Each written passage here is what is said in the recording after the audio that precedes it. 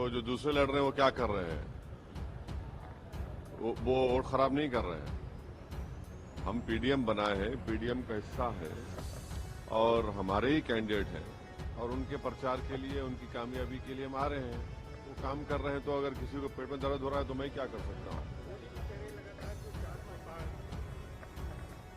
400 पार अब कहाँ कह रहे हैं आप? 400? हाँ, कभी कभी बोल देते हैं, मगर असल मुद्दा ये है कि पेट्रोल 100 पार हो चुका है। उत्तर प्रदेश में जहाँ से मेंबर ऑफ पार्लियामेंट प्रधानमंत्री है, यहाँ पर पेपर लीक हो जाता है, नौजवान परेशान है और प्रधानमंत्री ना मुख्यमंत्री बोलते हैं किसकी आत्मा की वजह से पेपर लीक हुआ है।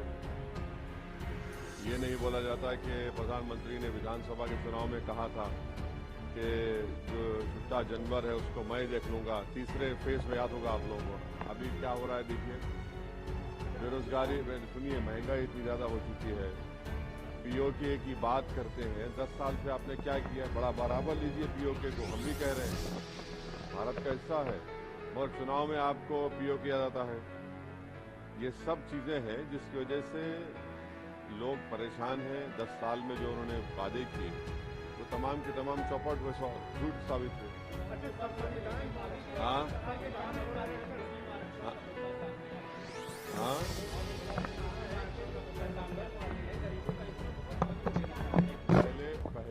पहली बात तो ये है कि किसी का आरक्षण छीन कर किसी को नहीं दिया गया।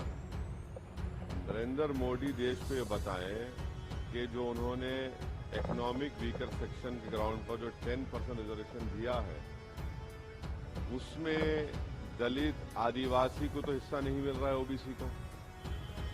जो आबादी में 20% हिस्सा है उनको अब 10% दे रहे हैं और जो आबादी में 80% हिस्सा है उनको अब 28% पे समेट दिए।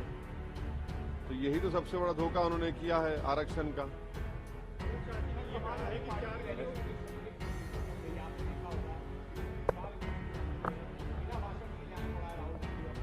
क्या हुआ है?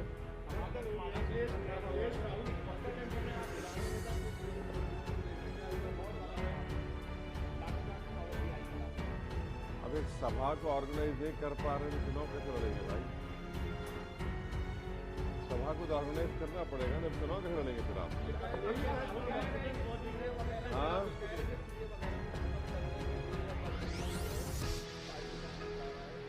कौन कौन कह रहे हैं? क्या कह रहे हैं?